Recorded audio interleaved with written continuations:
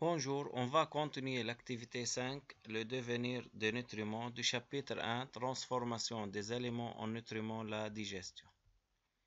Dans cette session, vous allez apprendre qu'est-ce que l'absorption intestinale, quelles sont les caractéristiques qui favorisent l'absorption intestinale.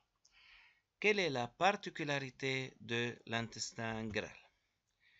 Premièrement, en se référant à ce document qui représente la quantité de nutriments dans le sang avant un repas et après un repas, et surtout les nutriments glucose et acides aminés, comparer pour chaque nutriment les quantités présentes dans le sang avant et après un repas.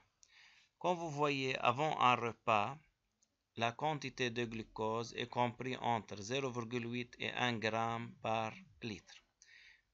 Cette quantité est plus petite que celle après un repas qui devient 1,5 à 2 g par litre.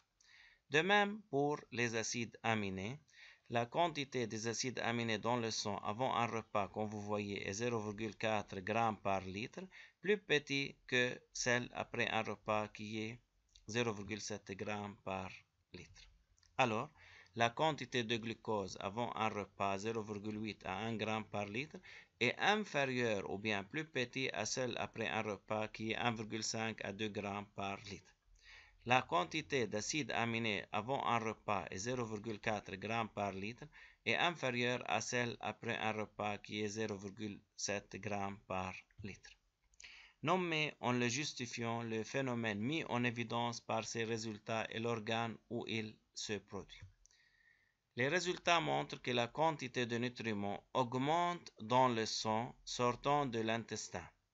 C'est le résultat d'un phénomène qu'on appelle absorption intestinale des nutriments et cette absorption s'effectue de l'intestin grêle dans le sang.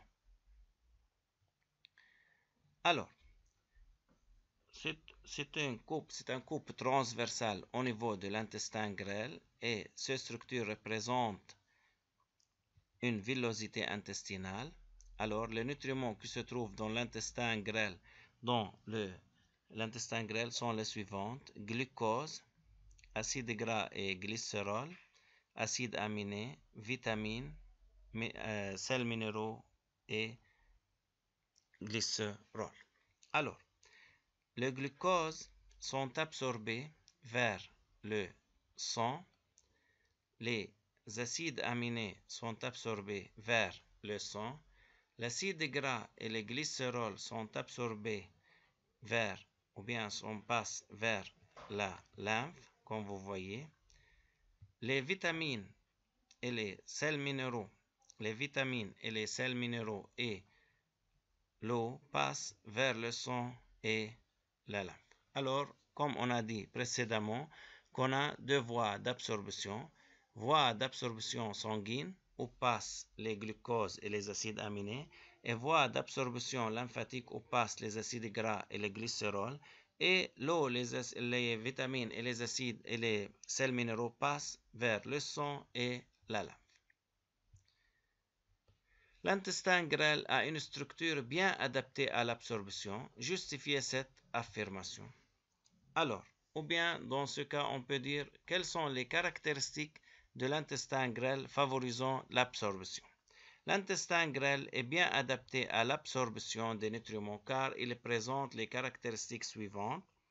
Il a une grande surface d'absorption, des millions de villosités. Sa paroi est très fine, c'est-à-dire la paroi des villosités est très fine et elle est perméable aussi. Vascularisation élevée, c'est-à-dire elle est très vascularisée, c'est-à-dire riche en vaisseaux sanguins et lymphatiques. Enfin, merci de votre attention.